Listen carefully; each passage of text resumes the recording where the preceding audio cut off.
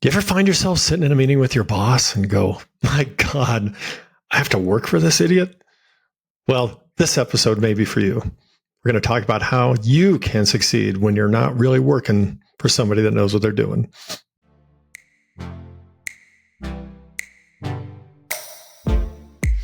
Hey, welcome. I'm so glad that you made the choice to be here today because I have my good friend James, and we're going to talk about a topic that he's waving at you in case, just for the people that are listening via audio. That was it. That was it. It was a right hand wave. Very much had a little Kind of a Queen of England. Yes, it was very royal family-esque wave. There you go. Now everybody can they understand visualize. Where you're coming from. It's all about visualization. Yes, it is. So the topic I want to talk about today is if you don't respect your boss. Yes. And it's such a meaty one. I knew I had to bring you in on it. And and it's funny because I have had a couple people come to me with this challenge. And one of them said, I used to report to my boss's boss and I get more from them. I have more respect for them. And I don't really respect my boss. What do I do? Mm-hmm. And then just another one was, I don't get anything from my boss and I don't respect them. And it's hard to show up every day. Yep. What do you think?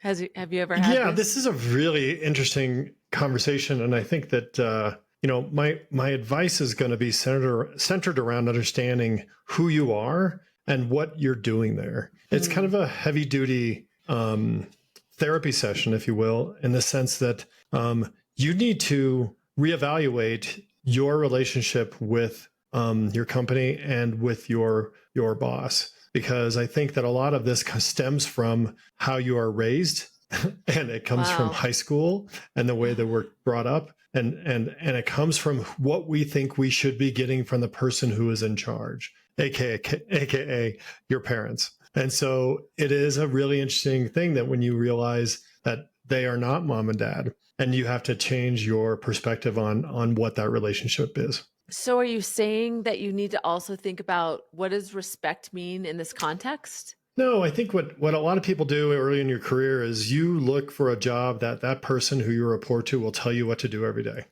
You kind of look for the school directions. You show up on Monday. This is your workload. Maybe you're an entry level person. You've got an inbox and an outbox, and you got to get stuff done. You have a function, and your direction is largely micro oriented, and you take that direction. But as you get further in your career, it is more of a relationship, a symbiotic relationship. And you suddenly realize that, I may be working for this person, but someday they may work for me. And we are both going to co-work this activity together. And when you can change that perspective and you realize that you know your stuff and you're going to get that work done with guidance and maybe oversight, but not direction, suddenly the value that person brings to the table is so much more insignificant. And your need to respect that person is completely not relevant. I don't respect the guy who mows his lawn or the guy up the street that mows his lawn. I don't care if he mows his lawn. He just mows his lawn. Do your thing, dude. Maybe not a great analogy, but it just, these things happen whether I'm there or not. And it doesn't affect me. And so when you start to look at your boss as somebody that you are sharing space with and you can learn from, right or wrong, the need for that person to be the need for you to respect them is really, really different. Yeah. I also always parallel things to negotiation. And so this is also really important in negotiation. Is it relevant if you don't? No. If you respect, it's not relevant to the deal on the table. Right. And so you need to make sure you're separating that and not allowing that to be a part of it. Because if you look at it from that lens of non-respect, you're going to inhibit your ability. Yep, you are, to move forward to the best possible outcome that you have. Look, in the probably the most typical scenario, if you're a mid-level person, you're not a C-level executive, you're not running your own company, you haven't been flown out to the headquarters and been wined and dined. You're a mid-level manager and you find yourself in a reorg and you've got a team underneath you, and suddenly you work for somebody that didn't earn it, that has been known within the company to be not a great leader, but suddenly you're buried underneath somebody that is just not good. You think about it in one sense and you realize, look, there's not one thing this individual does that I would ever do. I cannot stand on my laurels like this person does because of their parents, their previous relationship with another boss, their whatever it is that person and you and that person will never be in the same place. And so ultimately you're thinking that this is a dead end. But the truth is that every crisis is an opportunity. Every situation is a learning situation. Yeah. And you can realize where that person is making mistakes and where they are not taking advantage of the situation they're in. And then you can learn from that. You can learn to work around that person. How are other executives working with this person who is dead weight? What does their boss treat? How does their boss treat them? And if you can be objective and not take it personally and realize that you still can learn. And you may not learn from when that boss goes, hey, when I do this, this is what you should do. And you're like, oh, tell me more. Tell me more. Yeah. You can learn more from observing and reflecting than you can from being taught. Yes. And I think that in my situations over the years and the advice I've given to people is if you can get your ego out of the way, you can learn a lot from a lousy boss. I love it. So I want you to really think about a story from your past. It won't be hard. I know you have a lot to pull from. And what you're saying too is you have to change your orientation. And that's true in a negotiation. Mm-hmm. You get the best clarity when you don't allow your emotions to be a filter. And disrespect can really draw up some emotion. So we're going to talk about that, share some stories before we get to the tips. So stay right there because we will be right back. Hi, Susie here.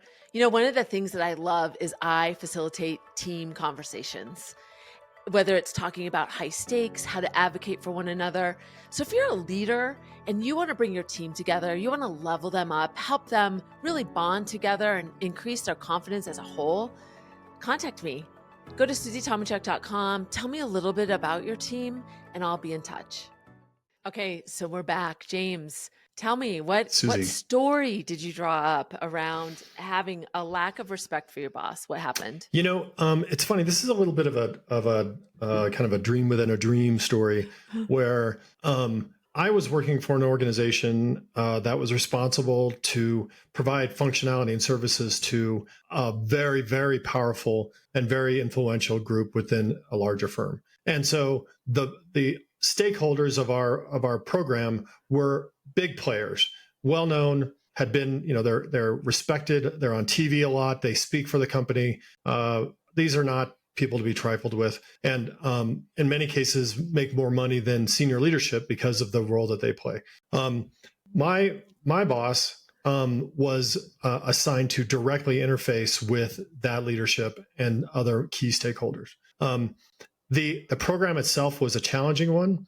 It was extremely it was a project that had a lot of competing interests, and the direction we chose, so the decision we made to go in a certain direction was not widely supported. And so as such, those key stakeholders were not playing nice. Yeah. And unfortunately, my boss his response to that was to ignore them. Oh. And so what he started to do, due to his frustration and his ego, was to not engage with those stakeholders and just and disregard their inputs and go and drive the program in a direction. From my point of view, and maybe some others, that was suicide. Clearly, those stakeholders were too big and too powerful and too important to disregard. But my boss felt like that was the right approach for various reasons, and I can't speak as to why that was. And it was at that point I realized that while I had hoped to witness and learn from how somebody as seasoned as this individual was going to deal with people who were extremely influential, who in casual conversation, when they said the president of the company told me this or said this, it's not because he saw it on TV. It's because he said it to him in person. Yeah. Right. Or when I had dinner with Angela Merkel last week, this is what she said. These people were not, they were very, very, they had a lot of pull in the company. And so to disregard them there was no positive outcome. So we had to look at that situation and address it. Now, I think for me, while I could talk about how we solved it, and the ways that you deal with that, but I think the more important thing is that the objectivity in the moment when you realize, okay, I'm going to learn a lot from this by not doing that. Yeah. So imagine yourself in this situation in the future, or I'm in his situation. How would I be handling this? What are the things that I would think he should be doing? Could I be doing some of those as a leader, and to show that I have the prowess? And can I coach others, is what I did mostly, was coached others on how we could bridge that gap. Now, I will admit that subsequent conversations with that individual leader, we discussed it with great honesty, and he felt like that was a mistake on his part in hindsight. But at the time, it was hard. And it was, am I really working for this guy? Am I really taking direction during this situation? And it was a matter of seeing what could be a learning moment, and how could not only I take advantage of it from a career growth perspective, but also how could I help the project move forward, even though I felt like something was not going well. So do you feel like you did the best you could do? I did the best you could do. I think that, for the project, there's some things there's some bells you can't unring. I think the project, the program, which was very large and was handicapped significantly by it. But I do think, from my perspective, it was fascinating to watch a very seasoned individual allow his ego to get in the way, and to not take advantage of a program that gave him front row seats to the leadership team of a very large organization, and not to take advantage of that. And even being a messenger to the gods with a shitty message is still a messenger to the gods. And so I think that even if the project wasn't a great one, and it wasn't full of harmony, it was still an opportunity for people to really learn and grow from. And I think he missed out on that. Yeah. Oh, that's super interesting. It made me think too, like, as you were talking about our own egos and our own emotions that get involved. And when I think about a negotiation, I remember this guy, Andy, I'll never forget. I won't say his last name, but it's right there in my head. And I was the lead negotiator on our side. I was negotiating for our organization, and Andy worked in a network. And Andy never saw me as the point person. He always reflected, or he always went to and asked the questions of the other people in the room, the other people that he had respect for. Oh. And I remember I losing so much respect for him because he didn't have respect for me. And I started challenging some of his assertions, like around the technology that I had no business being in. Right. But it was like, I just wanted to prove that I knew. I was trying to gain his respect through the negotiation, which was not a good strategy for me. And it became a battle between Andy and I. That was really a battle that there was no winner. Right. Because it was only degrees of losing. Exactly. And Andy didn't care about me. Yeah. You were the only one fighting. Yeah, exactly.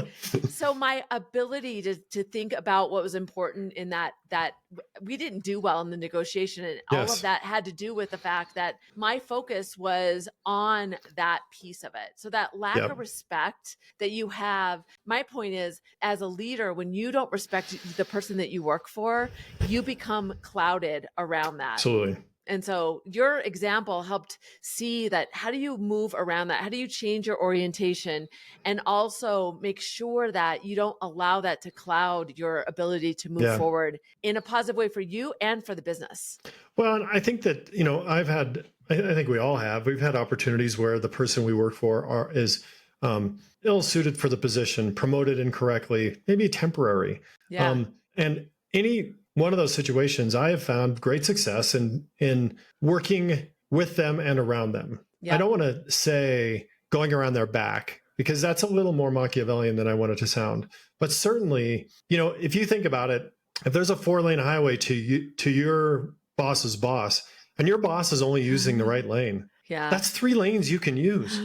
Right. Yes. And so why not take advantage of that? If your boss is a lousy communicator upstream, you can be a great communicator upstream. If your boss isn't doing a good job of managing the project, you manage the project and allow yourself to have get the visibility that you need. So, a good friend of ours has always said, never let a crisis go to waste. And I think that, if you can take a step back and realize that, that person is probably in that role for a reason. And while we all would like to think that we work for companies that make decisions based on merit, that's not how it works. Yeah. And it's so often that people are in that role because they're the least painful situation the boss is dealing with right now. Exactly. I know I've had exit interviews or sat down with the senior executives about individuals on their team that need to, in my opinion, need to be addressed. And that senior person will go, I have 5 things. This person that we're talking about is right here. He is not burning anything. She is not killing anybody. And her organization is fine. These 4 are on fire. I'm going to jail, I'm court, money, guns, lawyers, whatever it ends up being. So this one isn't part of the conversation. So, that just exists. Now you're not going to fix those other 4 things but you're dealing with this one. So now it's how you deal with it. Yeah. And if you think that somebody from on high is going to come down and solve that for you, that the greater good, that the boss's boss, that mom and dad are going to come down and solve it. Nope. You're not in the right job and you're not as senior as you think you are. Yeah. You need to realize that there are situations you don't understand and may never understand, and you just have to work with it. These are the cards you're dealt, and how are you going to make a royal flush out of, 4 sevens or 2 7s and 2 6s and a 3? I mean, love it. That's not enough. Such good advice. And to think about those other 3 lanes that you can use. And if you can also make your boss look good in the interim, like if you can make it a win-win, that's good for the business. Well, I love this analogy I just came up with, but it's a good one. But even just because they're using that one lane doesn't mean you knock them off the road. No. Let them go fast. Help them go fast. Let me just clear them. You just go. Bless your heart. I'm going to take the other 3. Yes. Love it. All right. So when we come back, we're going to give you 3 tips, whether it's you do it, James, or we'll figure it out, but we'll give you tips that you need to really be thoughtful about putting into place if you were in this situation where there's a lack of trust for the person across the table, the lack of respect. We'll be right back. Yep. Hey, Susie here. Thought I'd pop in. I wanted to let you know I've been an executive coach for over a decade. I work with executives and they call me their silent partner because I help them increase their confidence when they're facing really difficult decisions. If you'd like to see if we're a good fit, head over to susietalmanchuck.com and fill out an application. I'd love to hear from you. James, I can't wait to hear your tips. I'm going to totally put you on the spot. So tell me, what are your tips for people who are facing a boss that they don't have respect for? Yeah, I think that I'm going to take it one up notch, a smidge more. What do you do when you don't respect the leadership team? Yeah, right? Or the person you're negotiating with, either one. Or the person you're negotiating with, or the team you're negotiating with. Yes. Right? I mean, it's really hard. At the end of the day, we are influenced by senior folks. And sometimes your boss could be the person that you struggle with. It could be his boss, or it could be, his peers, his group. But I think at the end of the day, there's some good tips I can give as how you can really still succeed and thrive in an environment which is less than ideal. So, what first and foremost, I think you need to look at it with a more objective point of view. Yep. And take a look at the things that you're expecting from your boss and really evaluate that. And do you have a parochial approach as to what the leadership, that boss and junior, or boss and give me a word here, boss and colleague, direct report, what that relationship looks like. Team member. Yeah. Team member, but you report to this guy or gal and she is your boss, and that relationship, you should understand that and look at it from less of a binary point of view, but more of a, how does that relationship going to work? That ultimately, when you get to a role that your direct boss can't do your job, they're not replacing you, they're not, you're better at your job than you are, then it's a very different animal. So the first piece of advice is take a look at your relationship, look in the mirror, and really question whether or not you're looking at that type of relationship correctly. So the first one is to look inward. Okay. That's number one. The second one is, I think, very truly, you need to understand that everybody look at this as an opportunity and not a crisis, right? Yeah. When you discover or determine that your boss is not great, or you've been moved under this other person, realize that, there are some downsides. This person may not be like your previous boss who really supported you, et cetera, but there is opportunity in crisis. And again, an objective point of view, can help you understand that where you can be successful in this kind of situation. I love it. All right. What's the third one? And I think the third one too is always try to make your boss look better. I think this goes without saying, but I think it's so important that from the outside, you can either be somebody who understands the problem and is trying to solve it, or a petulant child who's trying to undermine your boss. And the people that are looking at this from the bigger picture, the people who are ultimately going to address the situation or that you ultimately will work with, they will see it for what it is. So you can choose to win the battle or you can choose to win the war. And you want to win the war. Undermining your under talented, underskilled boss will maybe win the battle, but the war is really becoming their boss or moving them on or you getting promoted beyond the situation. So you want to focus on the big picture. Yeah. And so that's the best possible outcome for the business, for your team, for you, for the negotiation. It's all of those things. So the tips are objectivity. Like, how do you get objective?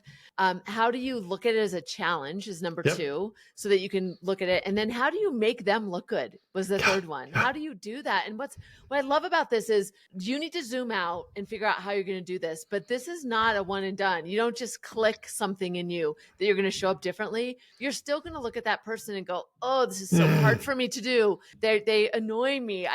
I'm so much better than them. Like, these things are going to get in your way. So you have to come back to these tips and on go, a daily basis. Yeah, absolutely. I have to reorient myself until it becomes a habit around this, so you can look at it differently. And what I love about these tips too is it helps you as you go up as an executive. These are things that you're going to have to face. Yes. Regularly.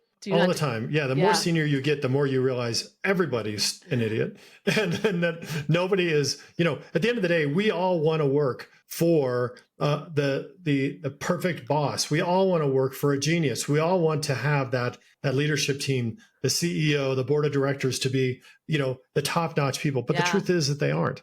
And so you have to learn to deal with that. Yeah. And it's so good too for negotiation, because if this first time we can identify that the personality on the other side of the table is somebody that we don't need to be friends with, but we need to make sure that we do what we need in those moments to show up in a way that gets us to the best possible outcome. Right. And I think in a negotiation, you win so many more dividends, whether it's whatever you're negotiating, when you make the other side look good too. Right. Yeah. Because if it's a scorched earth strategy, which works, and there's plenty of stories and anecdotes and successful people who follow the scorched earth strategy. The truth is most of us don't have that kind of experience or that kind of leverage. And so if you can identify the reality that this person is not as good as you, but still make them look good, then that's when both of you will win. Yeah. It's a win-win. You make the other person feel like they got something too. Exactly. And that's great. All right. We're going to close out when we come back. So stay with us. It's me. Thought I'd tell you how excited I am about this collection of courses I have available. It's all around the concept of adopting a negotiator mindset. And the only way to do that is to really understand what it's like to be a negotiator so that you can practice it in your everyday. I'm excited about this project because it's going to allow people to do this on their own time and go through the course at their own pace. If you want to learn more, go to SusieTomanchuk.com. I'd love for you to check it out. Okay, James. So at the end, I'm an executive coach, as you know, and I can talk about... I've read your book. It was a good book. Yeah, thank you. Read that book. Highly recommend it. Read the forward. Oh, I should. I will. Yeah. I'll take a look at that. Yeah. I bet you it's really great. Right.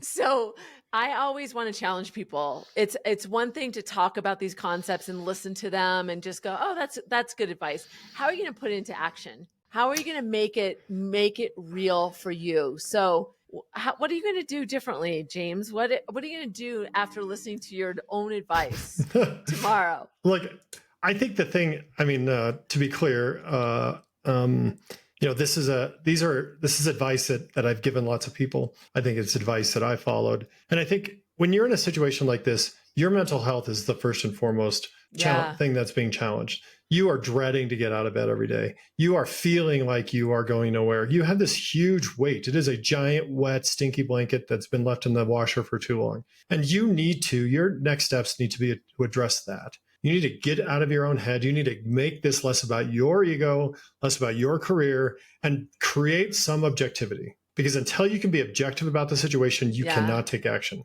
My 3 points are interesting. You can't, but you can't find those wins if you can't get out of your own way. Yeah. And so the number one thing I recommend to people when they find themselves in this situation is find an avenue which they can breathe and get out of their own way and allow you to give yourself some space to be objective. It is challenging. It's disappointing. It's disheartening, but it's still an opportunity. Yeah, it's changing your orientation. It's being able to say, all right, I need to make a shift here. And how am I going to make that shift so that I can have more success? That is so good. Yeah, and I think it's an and situation. It's not I have to be miserable or I need to be happy. It's like, you know what? I can be miserable and be successful. Yeah. And I know that's weird, but it's not if you so often you will get yourself in a mindset that the only way I can be successful is if she is out of the way. The only way I can be successful is he gets fired. That's not a success-based strategy,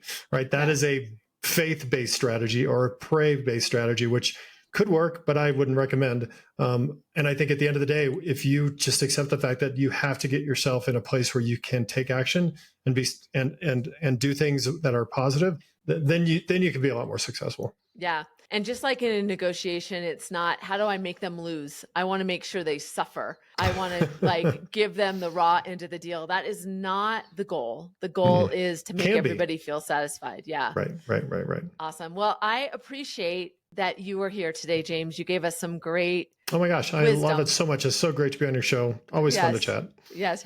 And we appreciate you for listening to this. And if you know somebody that needs to hear this, share this with them as well. And always remember, James, that negotiation is more than a skill. It is a mindset. Until next time. Take care.